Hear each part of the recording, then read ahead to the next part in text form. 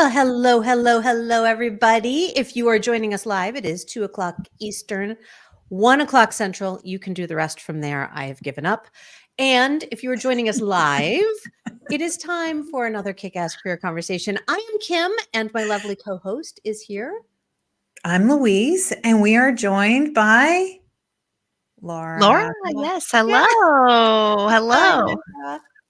We will let the world know a little bit more about you in just a little bit, Laura. But in the meantime, we want to dive in like we start every week with celebrations. What are we celebrating today? I am celebrating. So I just hopped off a amazing webinar and training that I was hosting with a bunch of women, young women from Africa who are looking to break through a very tough male dominated industry in a space that keeps women small. And it was so enlightening, I think is the word, and so rewarding at the same time, where I got to not just share my knowledge and help lift these girls up, these women up, to own their own stories and their own voices, but also very humbling at the same time, to know what kind of challenges they're facing, and what desires they have. And it was a bunch of emotions all packed together at the same time. But I'm celebrating the opportunity to be able to do that, right? To be able to connect with people halfway around the world, and to be able to lift others up. It was really amazing. That is so beautiful, Louise. Mm-hmm. I'm really glad that you're taking the opportunity to do that too, right? Because we're given opportunities all the time, but we don't always take them. Mm-hmm. And the fact that this opportunity came to you and you're like, yeah, I don't know why, how, what, but I'm happy to be there. Yeah, absolutely. So that's me. Laura, what's going on in your world that you're celebrating? I am celebrating. We have a really unique thing happening next week. If you're not aware, if you're not on the eastern half of the country, you may not know this is going on, but we're having a huge total solar eclipse on Monday. And where I live in Indiana is in the path of totality for that, which is so exciting. Yes. So I'm actually wearing my eclipse earrings today. So I'm really excited, but I have been tapped into our city I live in near Muncie, Indiana, which is where Ball State University is, if you've ever heard of that. And so our little downtown area, there's this green space, and they have asked me to come before the totality and do some yoga and meditation. And they're just making it kind of a Zen zone to watch the eclipse. And so I'm super thrilled. All of my children are doing e-learning on Monday, so they get to come with me. And it's just going to be a really cool day. So I'm celebrating the chance to do that, because I think, 375 years from now is the next time it'll be back. So there, it's kind of a once in a lifetime thing for sure. For sure. Yeah. So I lived in Chicago in 2017, the last time that we had, and it was not a total. And it was not it wasn't a new moon. It wasn't a total. But that was amazing. I worked at Montessori school at that time, and it was amazing to be with the kids. My husband apparently knows that David Letterman went to Ball State University. He is correct. That is our one famous alumni. Correct. Yes. I love that we get these random tidbits from my husband. So good. Yes. So we live now in Montreal, and we are right in the path of very cool. Yes. In its totality. And they actually gave all of the kids the day off. Yeah. So not even remote learning. It was, you get the day off. Here are the glasses. Go enjoy. Like this. I wish we had that, because yes, I mean, it's a day of learning for most of the kids. So absolutely. As well for the adults. I know. I'm so excited. so excited. Absolutely. Definitely something to celebrate. And what a cool opportunity to be involved with like the whole community in that way. Yes, absolutely. Yeah, very nice. For me, I am celebrating something that probably most people wouldn't be celebrating. I am celebrating existential crisis in my business. We've all been there for sure. Yeah. It's it all is good. The business is fine. The services are all still there, and they're like, I am there to provide as I always have been. That's not changing. What is changing is um just the way that have been leaning out of my comfort zone and recognizing that in some ways, and recognizing that that is absolutely where I'm meant to be. And so it's like that final push of the growth edge, right? It's that place where I always imagine it as it's like this very thin film, and it's like I just have to pop through to the other side. And that's kind of the existential crisis that I'm going through right now. I just have to pop right on through. But yeah, so I'm celebrating that because that's, it means a growth edge. It means that exciting things are on the other side. And yeah, so that it doesn't sound quite as exciting as talking to women halfway around the world about, supporting them in the job place and being part of the community for the solar eclipse. But it's my excitement, and I'm going to celebrate it. Yes, please do. Yeah. All right, friends, let's let the world know a little bit more about you, Laura, and then we can take her from there. Okay, cool. So I love that what she included on her application for being on the podcast. She is super excited to share all of her passions and zigzaggy career path with us. So we get to dive into that in a little bit. Absolutely. Yes. Oh, yay. So Laura is a mindset coach, yogi, and huge believer of saying, why not? In response to people saying you can't do something. Her coaching focuses on determining, manifesting, and implementing the big dreams we have and helping people recognize their burnout. Ooh, so important. She spent more than a decade in the corporate financial world and walked away to coach and start her own yoga studio. Laura preaches that money follows when you realize what your assignment here on earth is. Her work in her company, The Branch Collective, includes hosting a weekly podcast, coaching, and owning Sacred Steps Yoga Studio and Store. As she mentioned, she lives in Indiana with her husband, Alex, 2 boys, Rowan and Milo, and puppies, Teddy and Poppy. Yes. Laura, we are so glad that you're here. I'm excited to be here. And I have to mention, if you hear a little whining in the background, that is Poppy. So she is in her crate and she's not happy about it. So I apologize to everyone. Yes, she's fine. Okay. It's okay. As long as it's not the husband. Yeah. As long as it's not the husband. It's not. No. Yes. Oftentimes my fur babies are joining us here on the podcast because I can't do much about it, right? Yeah. So, it's all good. I gave you a high five while Kim was reading. Yeah. That pivot to go from corporate to something new, different. I want to dive into that before we trace your zigzaggy career path. I want to know about that pivot. Like what was that?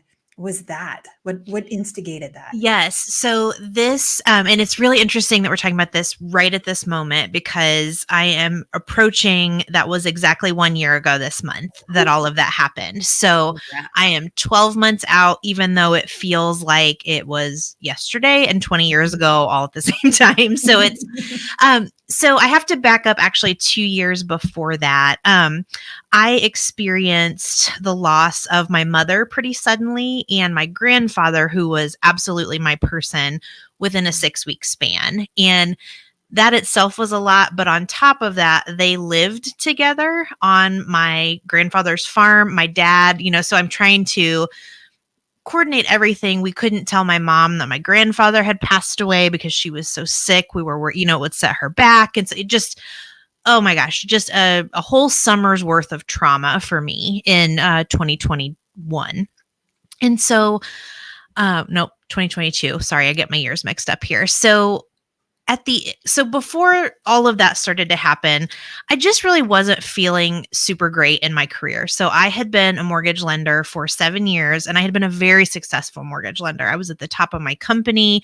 I was in all the national Scotsman guide and winning trips and doing all of these things. And yes, making money is fantastic. But at the same time, I just really felt disconnected from the predatory nature of that system. And it's not any specific company. They're working with the system that we have in this country. And it just kept not feeling good for me. So I thought, okay, I'm feeling a little discontent. Then the stuff happened with my family and I'm just, in a tailspin.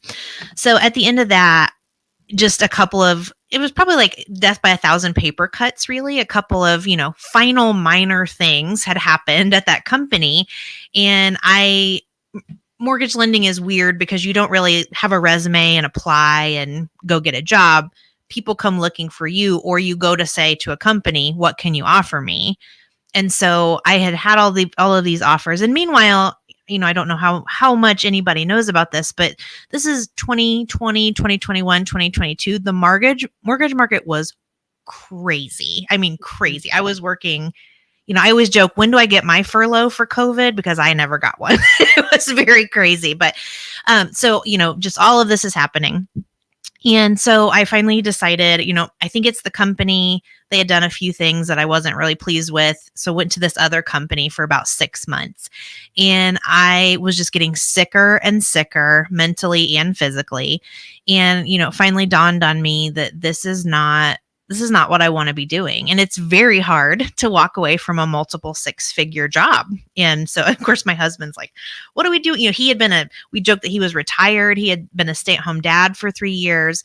What is this all going to mean for us? And so before I left mortgages, I had thought, I think I really would like to do coaching because I really enjoy that. I enjoyed this mentorship piece. I enjoy, I'm in my mid 30s now. I feel like I should be mentoring these folks just coming out of college, and you just really, and I have always benefited from having a coach, whether that be professional or personal.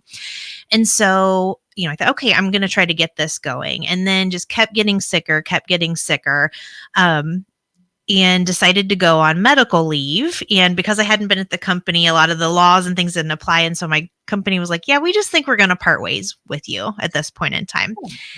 And so, and I don't have any ill feelings towards them because I probably would have done the same thing if I were them. But at the same time, I just was in this place of, okay, because I don't know what I want to do with myself. And so took most of May and June to get well and, rest. I mean, I really couldn't tell you what I did during those 2 months last summer because I just was kind of living in the day to day. And during that time, so I had gotten my yoga. I've been a practicing yogi for probably about 10 years. And I always joke that, restorative yoga saved my life when I was a mortgage lender because it was the literal only hour I had during the week or a couple times during the week that I didn't have my phone attached to my hand because somebody else needed something. And so I had gone through teacher training in 2021. And really, I taught for a little bit here and there, but didn't do anything with it. And then out of the blue, as I'm in the middle of this healing phase, a realtor friend of mine calls and says, I have someone with a yoga studio for sale. And I know you're really into that. And I didn't know if you might be willing to sit down and talk with her.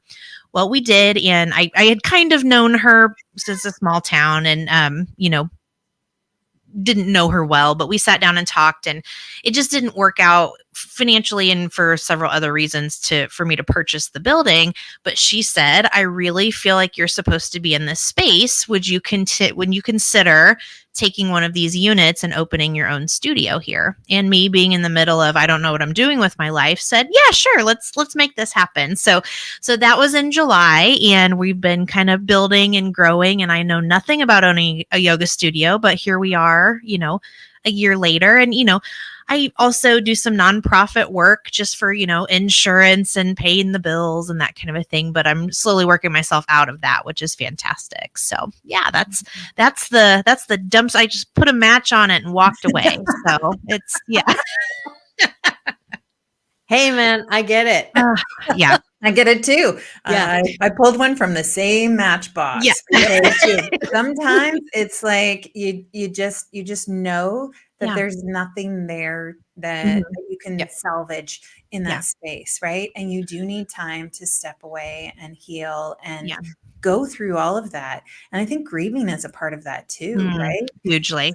Especially when we've invested so much time and energy and education and money into that professional person. And it can feel like a failure when we can't make it work, when we try so hard to make it work.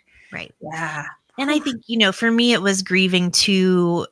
the coworkers that I had at the mortgage company, when I moved to the second mortgage company, I mean, they literally stopped speaking with me. And I'm talking, my assistant had a key to my house. You know what I mean? We were very, very close. And so, I think there was a lot of that. But at the same token with that, and I don't know how you feel about it, I really think the second company did a favor by saying, yeah, we're going to part ways here, because I don't know that I ever would have actually taken the leap to do what I'm doing now if I didn't have that push out of the nest. Yeah. Yeah. For me as well. I left, I worked at the same organization for almost 24 years, went to some place that was not a fit at all. And I struggled for 15 months there, trying to make it work, trying to find my voice, trying. And I did have to take a step back and figure out how to make it work. But yeah, much like you, it was like, if I was still at that first company, I'd probably still be at that first company, right? Like making it work, making it be fine. Right. This 4-letter F word that we fire around, like we can breathe it. It's like, no, it's horrible.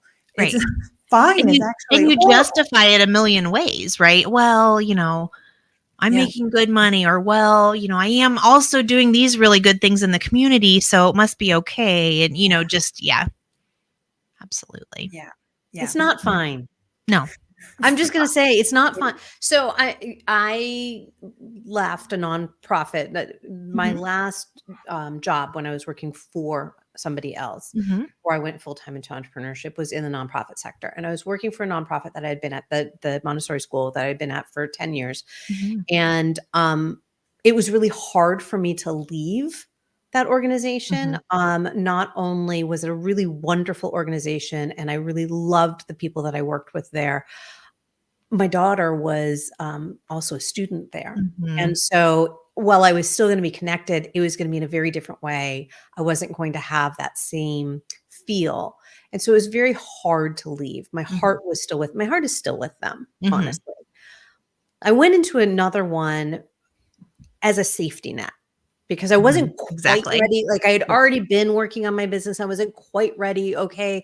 I did make more money than my husband did at that time. So it was going to be a little easier if I'll just take this other job just for a little while, And I promised him, I'm like, for 1 year, I will give you 1 year in this. Well, in the first week, I knew it was a bad fit. And so from that first week, I started my exit plan. So I knew that was coming, and that allowed me to keep showing up, because it wasn't fine. Right. And I think that is, instead of trying to make it work, I was just like, I just need the bare minimum so I can keep this paycheck right now. And if I don't have this paycheck, I will figure that shit out. Yeah. Right. And I think, speaking to your, it wasn't fine. My body knew that it wasn't fine. 100%. And that's what ended up, I won't say betraying me at the end of it, but I mean, it was like, hey, we're flaring this up, and you either fix it or we're done. So, it's interesting. And I could go down a rabbit hole on this, but we're really taught not to listen to ourselves. And I think that's what I did for the better part of 7 years in that job. Absolutely. Yeah.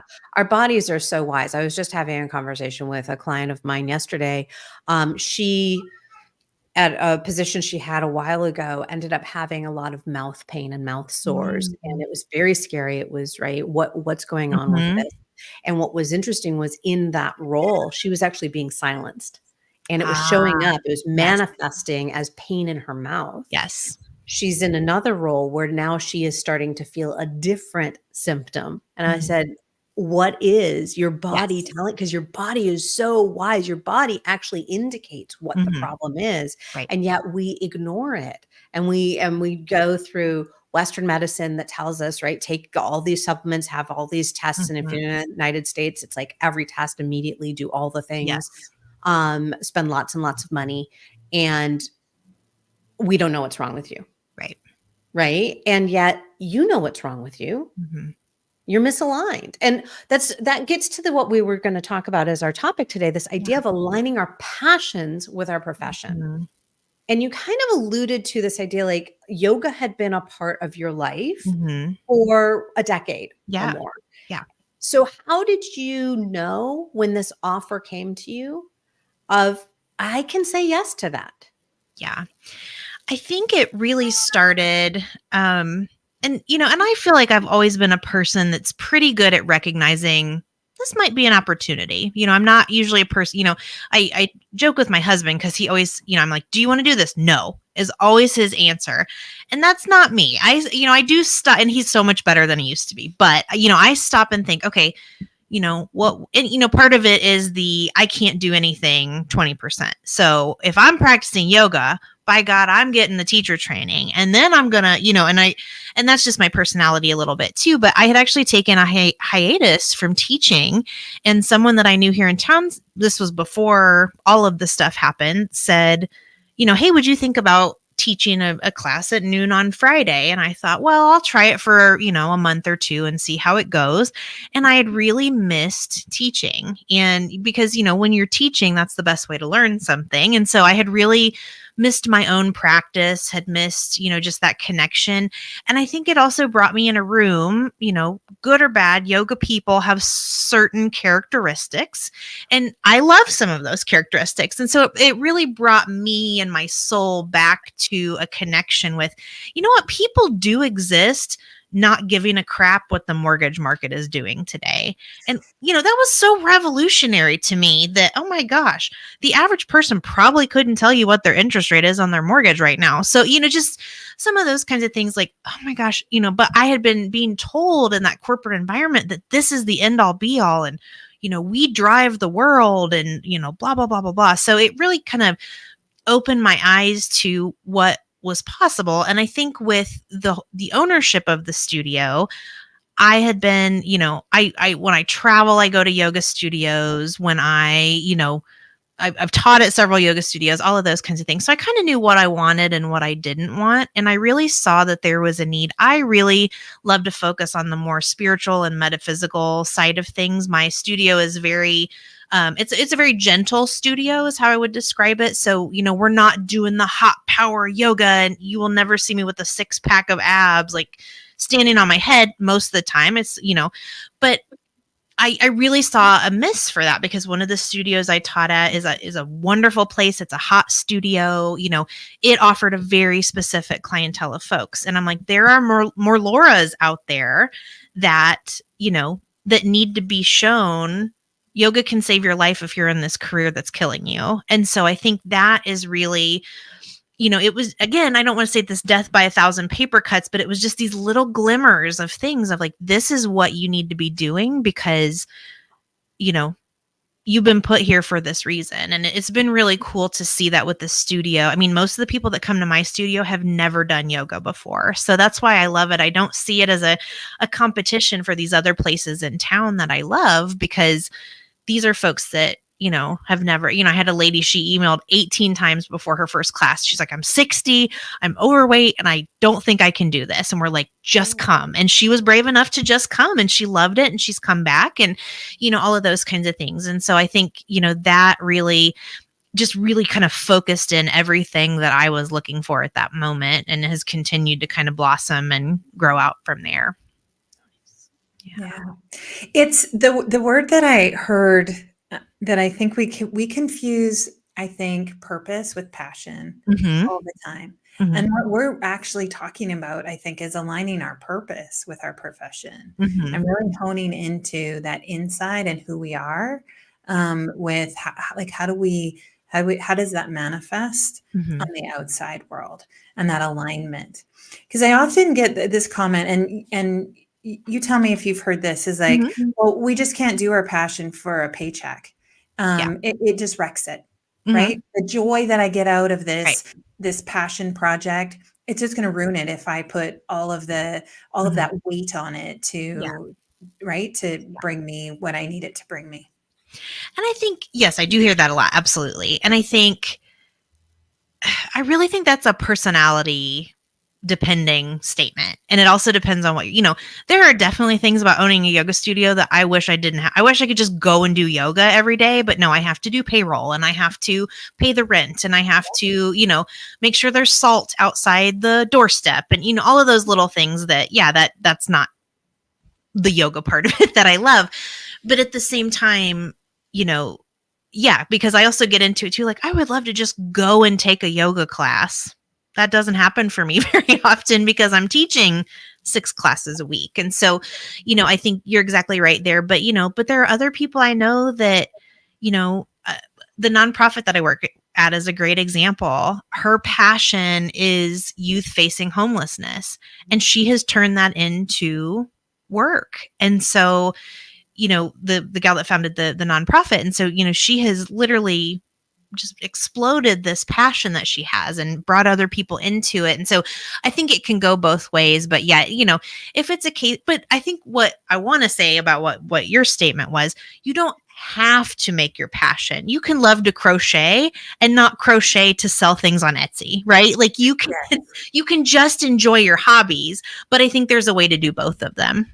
Yeah. And I mean, coming from the social impact world, coming from nonprofit in particular, but social impact, social enterprise, passion is a key component beyond even purpose, right? We are called to do something. We do have a purpose, but the reason to go that step further and to find a way to turn it into a business, whether or not it's for monetary profit or not, it is there does need to be that spark of passion, at least initially, right? Passion does, and Louise, to your point, passion does wear off. It's absolutely in any relationship we have, right? Yeah. Passion can wane. Yeah. It can also be reignited, but passion is not that sustainable. It's always there. To your point, Laura, of having to like do all the things with the yoga studio that you don't want to do. There's no passion in doing payroll. Right. Exactly. For you. Yes. But there might be for somebody else, but not for you. Absolutely. Right? Yeah. So and I think that's the difference. Yeah. And I think a good way to frame that too, and this may make me sound like a horrible person, so hopefully it doesn't, but I think of passion and purpose when it comes to my kids.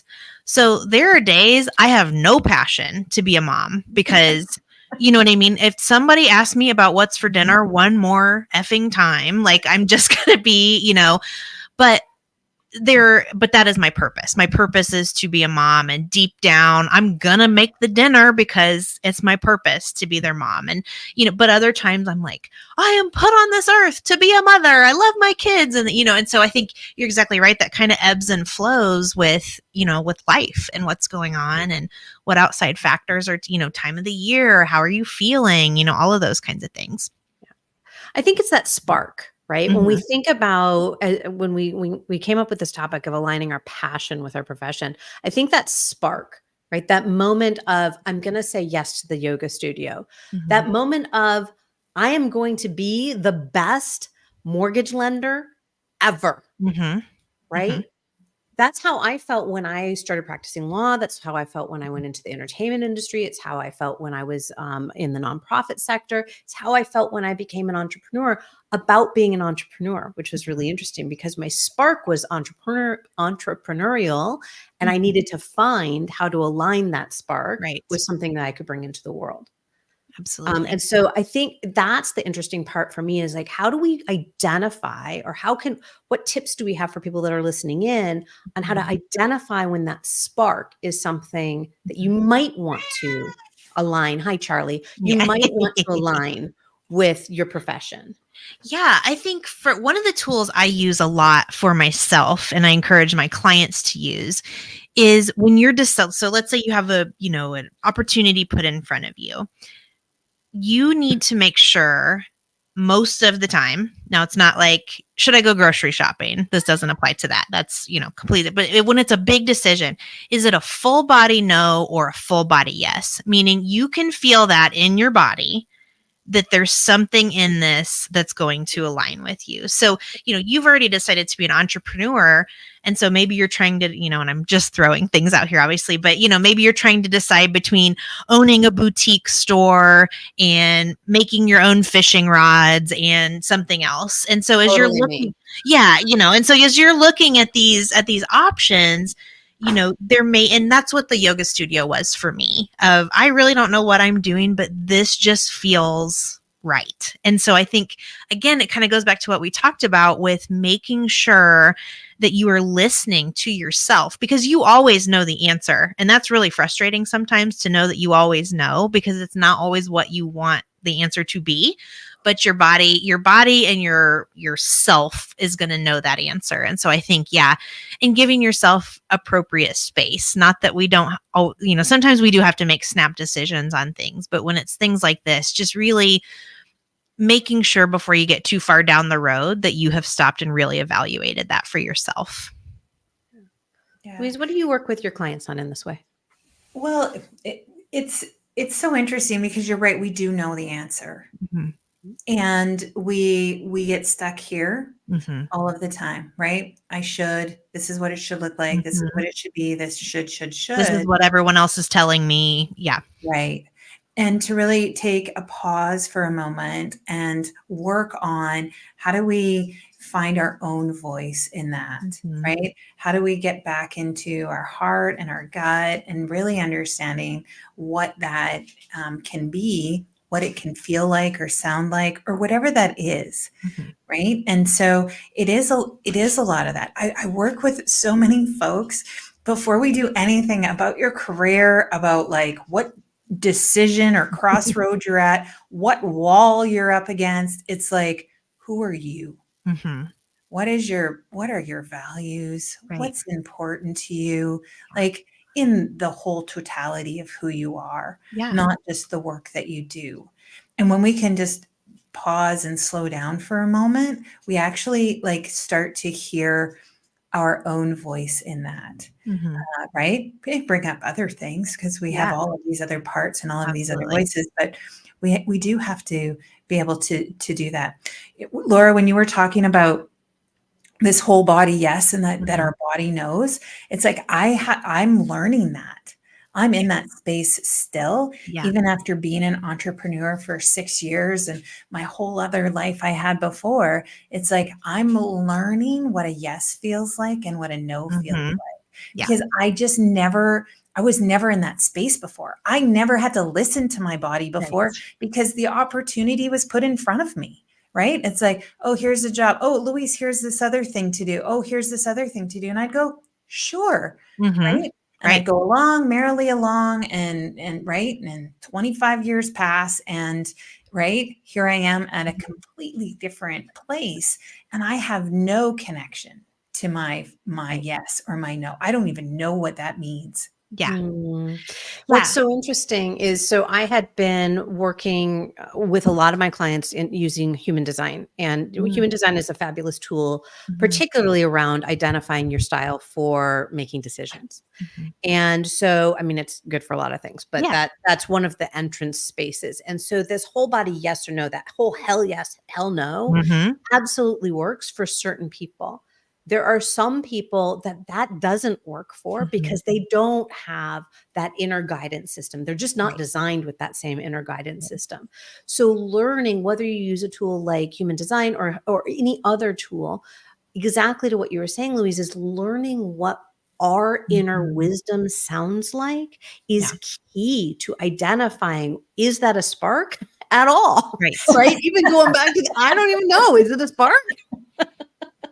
And what I was going to say is, I think, sometimes you do have to train yourself how to figure that out. And so what I have a lot of my clients do is really start with something low impact. Do you want a cupcake, or do you want, a cookie? And so some people would just say, well, somebody handed me a cookie, so I ate it. Okay. But did you really want a cupcake? And so, just those really like low chance of failure kinds of things, right? If I really wanted the cupcake, I still got a cookie. It's not the end of the world. Whereas, well, I've taken this business down the complete wrong direction, and, that sort of a thing. But I think it's definitely a muscle that you have to develop. Absolutely. Yeah. Well, and I do the same thing with my clients when they're talking about like, what career option do I take, or what career path? And it's like, well, do something, like move, for crying out loud. Don't stay stuck, because when we move, then we get more data that we can now kind of process through to say like, ooh, was that am I going in the right direction or not? And it's like, I haven't committed to this whole like 4-year freaking another master's degree. Right, And exactly. I don't need to make that kind of commitment, but I Yeah. need to move so that I have my environment, my body, I Mhm. have something that I can now bounce off of. I Yes. can say that feels like a place to explore, or it feels like it's not. Yeah. Yes. Laura, I don't know if you work. Louise and I have talked about this numerous times, so Mhm. I already know her answer. But Yeah, yeah, I have a tendency to work with my clients to help them find that inner voice Mhm. by actually finding stillness. And so, Mhm. while being in movement, making Yes. a decision, getting there to just do something, Yes. absolutely. But coming to that place of stillness and to practice stillness Mhm. in small bits, like Yeah. 30 seconds to a minute, 2, 3 times a day, to just come to that place and just say, Mhm. "What am I feeling?" Yeah. Right? Not what am I thinking, Right. because that voice is really loud for most of us, but what am Mhm. I feeling? Yeah. And just recognizing what you feel can be, and like recognizing you have a body Mhm. for most of my clients is the first step. Is Yes. that something that you do as well? Absolutely. And, and I think it's really interesting to me in the yoga studio because, I mentioned that I teach at the hot studio. And so it's a lot of, really athletic folks that are, gym rats and they're just doing this for a little bit of extra stretch or, what have you. But I've had people get up and leave before the savasana part of the yoga class, which is Mhm. the end when you take the little rest. And it's because they're not comfortable sitting in silence. And I think a lot of us, and I mean, my goodness, look at the world we live in. There is just noise. I don't know. I'm always struck if there's ever a power outage by how quiet it is. I mean, even I'm sitting in this room and there's nobody in here but me. Nothing else is on but this laptop that I'm talking to you all on, but there's still noise. And so it's just, culturally, societally, environmentally, we all just are hearing this noise constantly. And so, yes, coming into that. And I think I literally bought a book. I have not read it yet, but it's called How to Breathe because a lot of us don't even know how to breathe. And I discovered that when I was in the middle of not feeling well. I was literally only breathing in the top half of my lungs. And I had some acupuncture done, and I've never done acupuncture before this. But she said, I need you to take a really deep breath. And so I did. And then she was working on whatever magic meridian stuff she was doing. And she said, I couldn't even feel your lung meridian until you took that deep breath. And that really threw me for a loop. Like my lungs are not even registering energy because I'm in that fight or flight mode. And I actually was listening to something with Mel Robbins earlier this week, and she was saying that she thinks mental health really should be from the neck down because of our nervous systems, because of, just all of this and that's where that inner voice is. We don't listen to that, and just making ourselves still. Yeah, there's, I like to say that you get up and move when you need to change the energy of what's going on, but you also need to figure out and in what true stillness is for you, and knowing that it's going to be scary and your mind is going to wander and you're going to, but like you said, if you can start in those small increments. I'm not going to tell you to go sit down and meditate for an hour the first time. You're just Not going to even for do, 5 minutes. yeah, you may take 10 deep breaths and move on with your life. So, just kind of finding that. But yes, it's another muscle like we just talked about that you have to train yourself to tune into that stillness, because a lot of us are just so, and knowing, yeah, I have a book that says this might hurt. It really might. There may be something that comes up, but you know what? Once it comes up, it goes out. And so for a lot of us, like if we can get whatever's holding that voice out of us, we can really tune into that, and it can be so, I mean, it's maybe something that you work with your therapist on for Mhm. years, but it may be there. And yeah, and that may be the reason that your voice is silent too. And so, just knowing that this is all connected and it's hard work, but it's worth it to get yourself to that place where you can listen and tune into that. Our bodies are actually energy, Hmm. and Absolutely. we don't pay any attention to the fact that our bodies are energy, Hmm. and, like, we're so focused on what's happening in our cranium, right, our Hmm. brains, and thinking our way through everything, that we are disconnected, right? There have been so many conversations about disconnection, and it was interesting what you were talking about with the sound. So during COVID, right, people weren't out and driving around as much. And it was then that I was able to diagnose for myself how sensitive to sound I am. And it has since, as everything is coming back online, it's like, oh, that world is loud. Yes. And it makes my nervous system janky. So, right, learning how to work with that energy so I can be in the world where it's, and, dance, because I like loud music. Yeah, absolutely. So I just noticed the time that 40 minutes went by super fast. I would love to know, before we talk about kind of where you are in the world and how people can connect with you, I would love to know, what are our takeaways? What are those golden nuggets that we hope that our listeners are putting in their pockets for themselves? One thing that I like to say that kind of connects everything that we've been talking about is that a deep breath can be just absolute gold. If you're in the middle of being stressed out, if you're in the middle of making a big decision, if you're, trying to decide to light that match and move on with a career, whatever it might be. I mean, just taking, a couple of breaths to get into your body. I think that's always, and that's what movement does for us too, right? That's why getting up and moving, changes that energy that we were talking about. So really, but just taking a deep breath and letting that breath go all the way down into your lungs and pushing out any stagnant air that's in there, it's just going to change your whole perspective with that. And, I think what I know you mentioned it in my bio, but when I coach people, we work on this framework that I've developed called Why Not? So I'll have people say to me, well, I could never XYZ. And I want to know why not. And that's really what we dig into as we work is, is it a bad relationship? Is it a bad job? Is it a bad situation? Just what can you get yourself out of and moving that you can get yourself going? And I think that's, just even not going through coaching with me, just asking yourself why not can be huge too. Yeah. Our whole conversation too is kind of just, we haven't said it, but we've danced around it. Is that just like do something different, right? If you are stuck, if you're feeling like things are crunchy and it's not working for you, just do something. And choosing to do, not to be still, is choosing to do something different, right? So it's not always like go, go, go, hustle, hustle, hustle. I got to figure this out. Sometimes doing something different is taking that breath. But it's doing literally anything that you're not doing right now. Absolutely. And, and we talked about those low impact, low chance of failure. Put a lemon in your water, drive the other way home than you normally, and not on the opposite side of the street. Yeah, exactly. But, turn down Elm instead of Maine or, whatever it is. And there's actual science to that, that I've done a lot of volunteering and work with Alzheimer's research. And that is how you keep yourself sharp is, doing not letting your rut just continue to get deeper. If you can knock yourself out of that a little bit, it's huge. Yeah.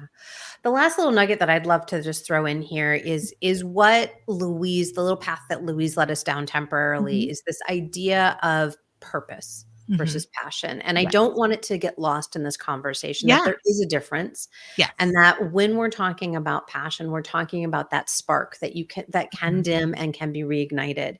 When we're talking about purpose, that is something different. And so getting ourselves stuck in that place of, well, I have to be passionate about what I'm doing. No, you don't, because that that's not sustainable, friends. So I just wanted to kind of make sure that didn't get lost in the conversation as well. I love that. Yeah, absolutely. Laura, where can people find you in the world? Yeah. So you can find me on my website, which is just lauramickler.com. So you can find all of my contact info there, a little bit more about me.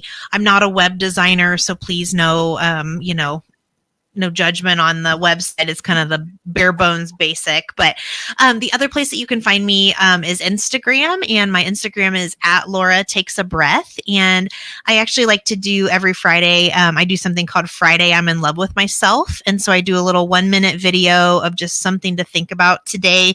I asked Statler and Waldorf from the Muppets that are up there heckling. Just something to think about. Is there a Statler or a Waldorf in your life that you're letting control your decision making? And so, just little tidbits like that of things to think about. So, but I would love to connect with anyone in either of those places. Beautiful. Louise, what do we have going on? We have all kinds of things going on, and you would know that if you followed us on LinkedIn or you visited yourkickasscareer.com, where all of our events are listed, and where you can join our Inspire Eyes network. So we'll be talking more about that coming up. But when career paths don't fit with Jillian McGregor Spur, I love Jillian. I just met her not that long ago. And so she's going to come on to our podcast, and we're going to have another great conversation, just like we had today. So join us, same bat time, same bat channel. Good job. Got it. That was awesome. Any final thoughts before we say goodbye today? I don't think I have any. We're quiet. Is it me or no? In general. Yeah. Any final thoughts? All right. Well, thank you all for joining us. Laura, thank you for stopping by. It has been an absolute pleasure. Wonderful. Keep breathing. Yes. Just you do nothing else, just breathe today. Take a breath. Mm-hmm. There you go. I love it. Thanks so much, everyone. Bye for now. Bye.